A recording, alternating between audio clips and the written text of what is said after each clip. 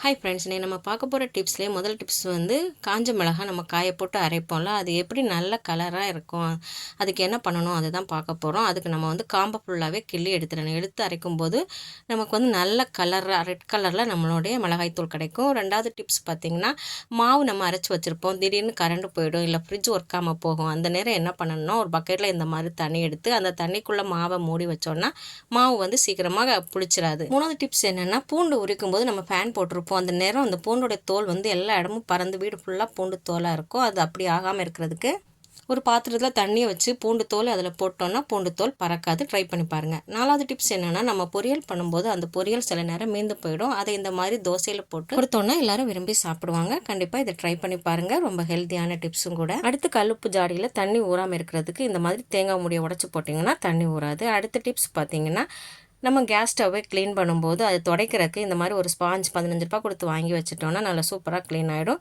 இதை வந்து 2 மாதம் யூஸ் பண்ணிக்கலாம் இந்த ஸ்பாஞ்சை. அடுத்து வந்து நம்ம முந்திரி பருப்பு அரைக்கும் போது 2-3 முந்திரி பருப்பு நம்மளால் வந்து மிக்ஸி ஜாரில் அரைக்க முடியாது. அந்த டைமில் கொஞ்சமாக துருவின தேங்காய் போட்டு அரைச்சிங்கன்னா சூப்பராக அரைஞ்சிடும். டேஸ்ட்டும் சூப்பராக இருக்கும்.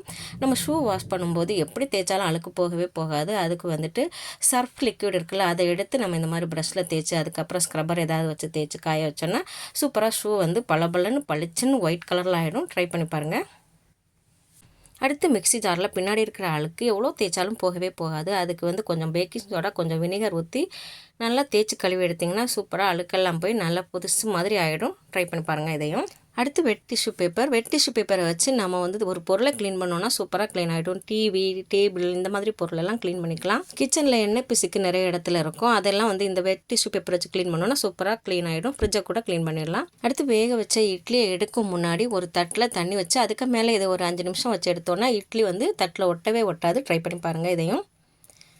அடுத்து நம்ம வாங்குகிற பிளான்ட் பாட்டு தான். இந்த பாட் வந்து நம்ம எதுக்கு யூஸ் பண்ணோன்னா, கிச்சனில் இந்த மாதிரி கத்தி, அதுக்கப்புறம் சின்ன சின்ன பொருள் எல்லாம் போட்டு வைக்கிறதுக்கு யூஸ் பண்ணலாம், நல்லாயிருக்கும். அடுத்து உருளைக்கிழங்கே ஒரே சைஸில் கட் பண்ணுறதுக்கு இந்த மாதிரி ஃபோர்க் எடுத்து இடையில இருக்கிற கேப்பில் லைனை போட்டு கட் பண்ணோன்னா ஒரே சைஸில் உருளைக்கிழங்கு ஸ்லைஸ் கிடைக்கும். ட்ரை பண்ணி பாருங்கள். இந்த சூப்பரான கிச்சன் டிப்ஸ் எல்லாமே உங்களுக்கு ரொம்ப ரொம்ப பிடிச்சிருக்குன்னு நினைக்கிறேன். மறக்காமல் ஒரு லைக்கை போட்டுருங்க. வீடியோ பிடிச்சிருந்தா லைக் பண்ணுங்கள். நீலக்கடலோடு என்னைய சப்ஸ்கிரைப் பண்ணுங்கள். நன்றி.